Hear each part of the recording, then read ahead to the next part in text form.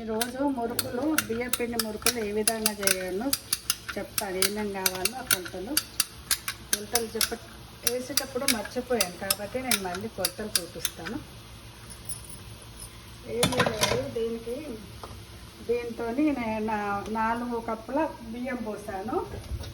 అదేవిధంగా 4 కప్పులకి 1 కప్పు శనగపిండి పోసాను. అదేవిధంగా ఈ నువ్వులు కూడా 1 కప్పు పోసాను. దాంట్లో పిండి తడిపేటప్పుడు మళ్ళీనేమో ఓమానేమో 1 స్పూన్ వేసినాను. అదేవిధంగా ధనియాల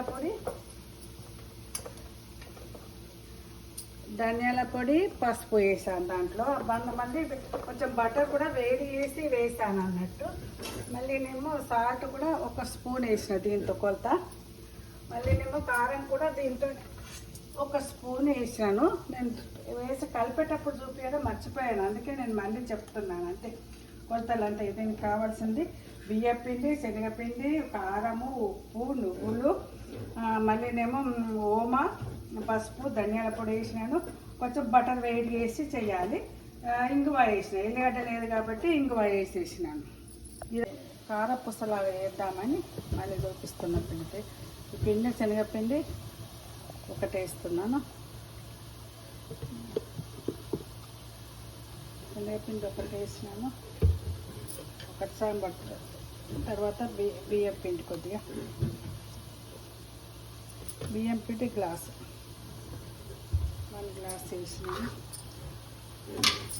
అప్పుడు పెద్ద స్పూన్ వేసినా కానీ ఇప్పుడు చిన్న స్పూన్తో వేస్తున్నా సాల్ట్. ఇది కూడా చిన్న స్పూన్ కారం, 1 స్పూన్ కారం. ఓమ కొద్దిగా ఓమ, తర్వాతనేమో ధనియాల పొడి కొంచెం, పసుపు కొద్దిగా, ఇంగువ కొద్దిగా వేస్తున్నా కారపూసలా చేయడానికి.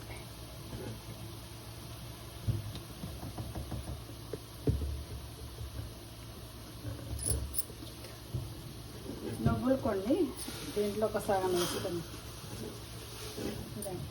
సన్నటి కారపూస తయారు చేయడానికి ఇది కొలుతానండి. దీంట్లో బియ్యం పిండి తక్కువ పోసాను, శనగపిండి ఎక్కువ పోసాను. దీంట్లో ఈ విధంగా చేస్తాను అన్నట్టు. ఇప్పుడు